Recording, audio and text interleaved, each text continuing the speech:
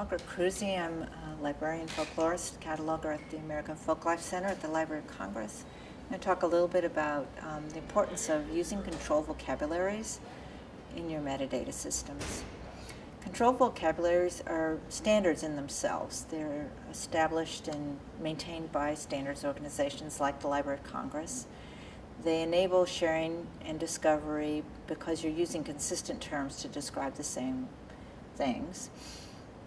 They're available in many cases now as linked open data at the Library of Congress's site, id.loc.gov.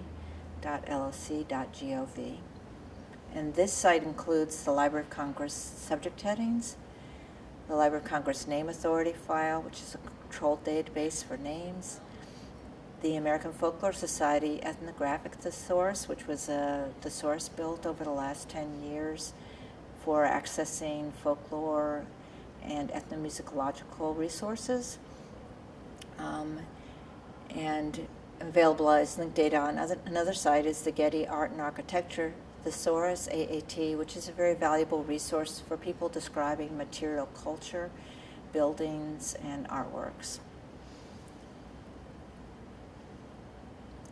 One of the advantages of using linked open data in your cataloging system is you don't have to continually update people's names and place names.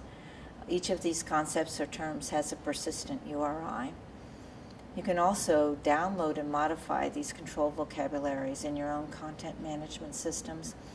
For example, for the American Folklore Society Ethnographic Thesaurus, you could take parts of this or the whole vocabulary, download it, and extend the terms to be more specific to the materials that you're trying to describe.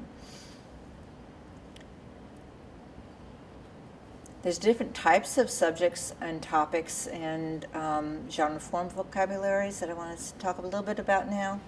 So, for example, you can have keywords that describe your materials. This is an uncontrolled vocabulary set.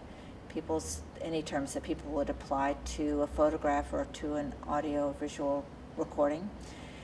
You can have community description, which is extremely important in providing access to community materials, and we encourage that as much as possible. You can use controlled vocabularies, the ones I mentioned above. We also use genre form vocabularies extensively. So in folklore, performance genres are very important. Songs or instrumental music, plays or poetry have specific terms that describe specific genres. For example, corridos are a form of ballads, and it's good to know that they have specific terms that you can use to describe them. Documents also have particular forms that can be controlled in a genre form vocabulary. For example, you can use the term diaries for a particular type of record of someone's life, or you could use journals or daybooks. These terms are available actually in the Art and Architecture Thesaurus because that's one of these early sources for genre terms for document types. They're also available in the AFS Ethnographic Thesaurus.